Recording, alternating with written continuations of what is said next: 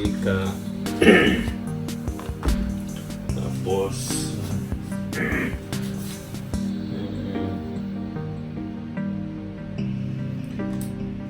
tapos i-spread ko muna ito para mabalance ang init niya, mabalance ang mantika, mabalance ang init. So yan siya. Tapos ilagay ko ito ngayon ng isa-isa. So ito yung maging ulam namin ngayon ng almusal.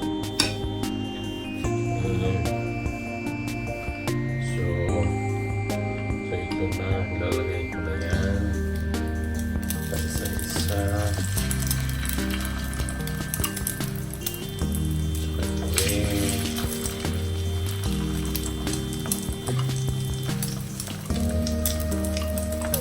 Pero ito, nilagyan ko na ng kunting pero may kasunod nito mamaya ito kangkong. Pero kasi akong kangkong na pinipika ito, kangkong. Tapos ang kapartner naman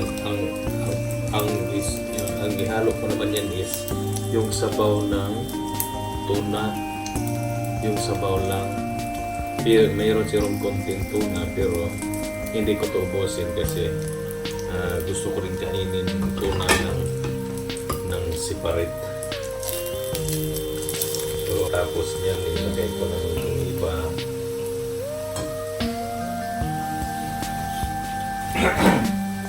So yung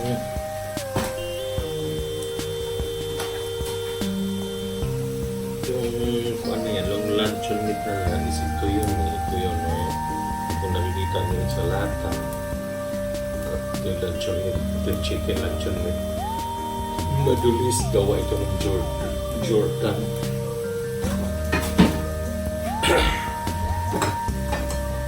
Kaya yun, ito yung pinakamabilis lutuin ulamin sa umaga, lalo sa mga tamad magluto katulad sa akin. So ito yung inuulam namin, hindi naman madalas pero at least siguro sa isang linggo mayroong dalawang beses ako nag-ulam nito.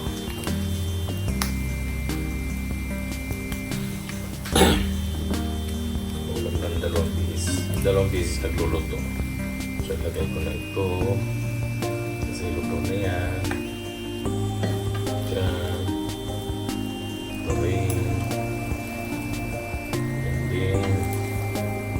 Tapos meron pang kasama yan, meron pang natitirang 3 piraso tapos slots. Kaya ilagay ko na ito dito.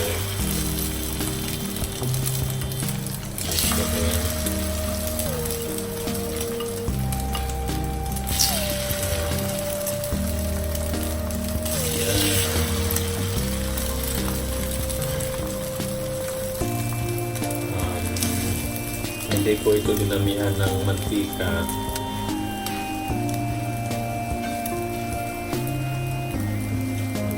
Yan.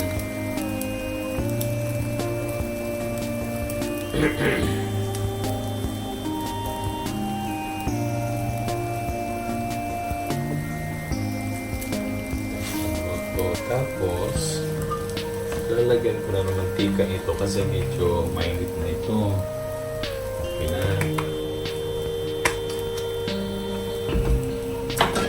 I-spread ko lang mantika, konting-konti lang nilalagay ko.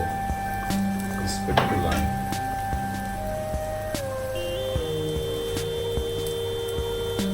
Tapos nag-prepare na rin ako nito.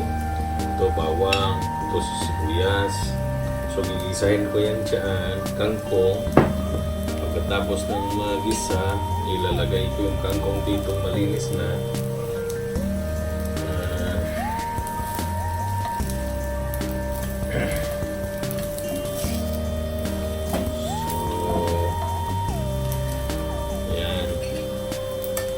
Okay, ngayon ilagay ko na ito dahil mainit na yan eh. Mainit na.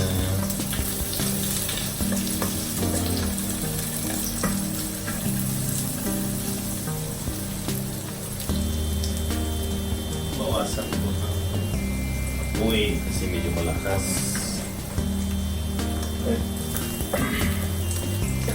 Kasi ayaw pa ng madami magpunta.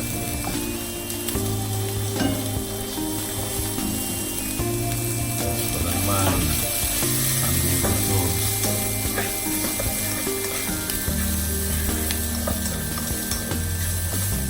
So, ano ko lang itong ginisan na to hanggang medyo mag-brown na yung bawang. So, ito ngayon okay na ito. So, gagawin ko ito na ito dyan.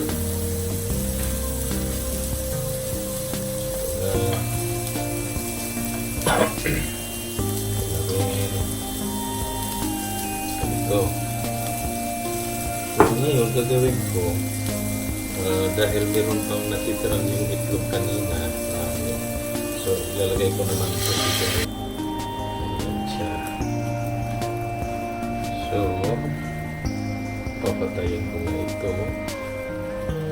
Kasi, medyo ito na. Tapos, ilalagay ko siya dito. So, hatiin ko pala ito para ano sa plato. So, ito na yan. Lagay ko yan dyan.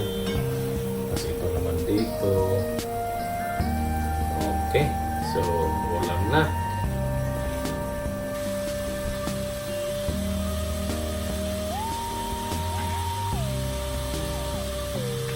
So, gagawin ko, ilalagay ko na ito. Ilalagay ko na siya dito. Oops.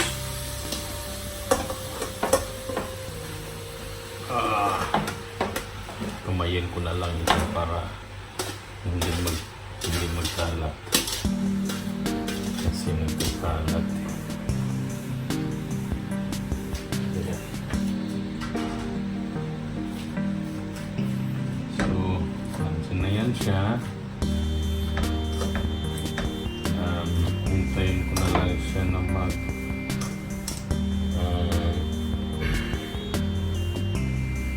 hintayin ko na lang siya na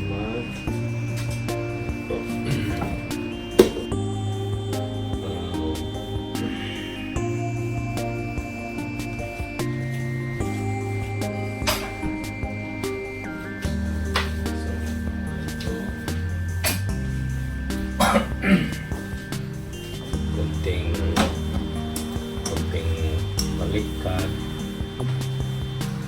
kasi yung sa ilalim yan yung unang luto eh. Konting baliktad siya.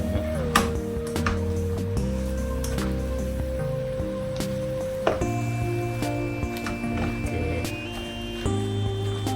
so nabaliktad na siya hanggang magtubig siya ng kusa ng sarili niya. Mamaya pag lumabas na yung pagkakusa ng magtubig, ilalagyan ko naman ng konting toyo. Ito yung toyo ko, naka-prepare. Soy sauce, Philippine made. Ito yung Philippine made.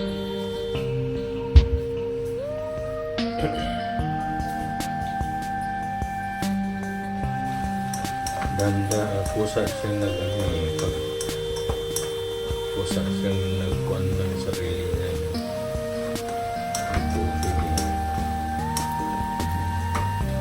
Tiglahan na ng tuyan mamaya pagka diretsuhahin. Pampalasa yung tuyan. Tapos,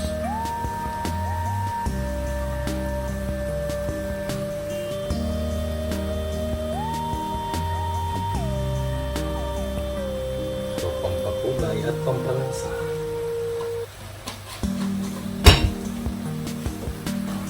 Siyempre,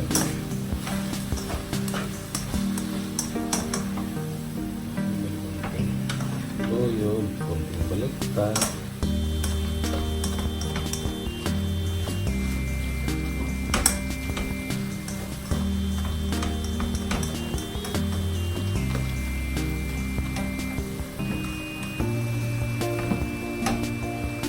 ba yung asin?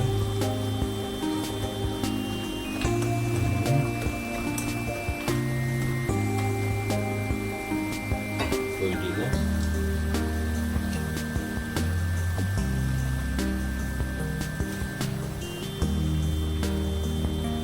Tapos okay na yan siya.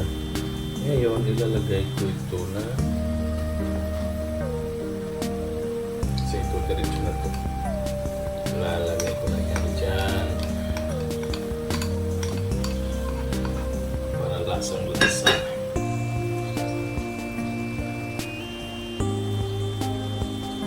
Okay.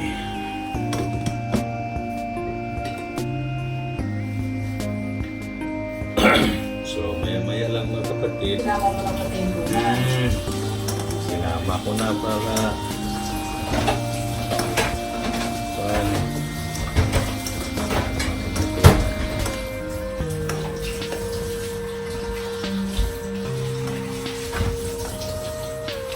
Yan. Okay. Luto na.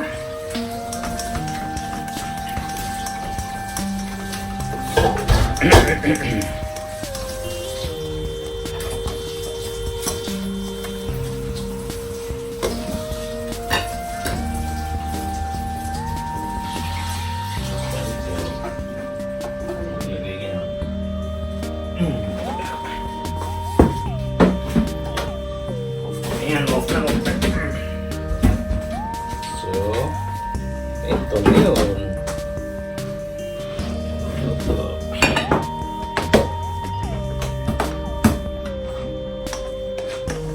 Sabi ko.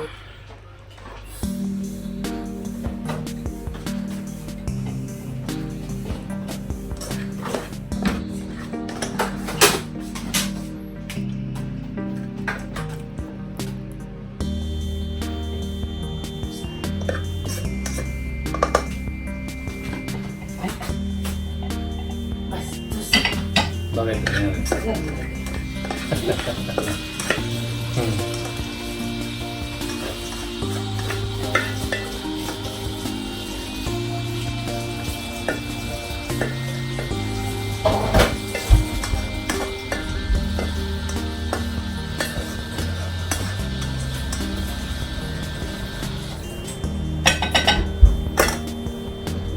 Okay.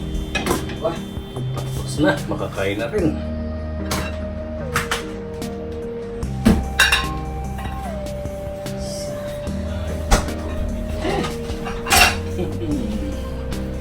Ito na.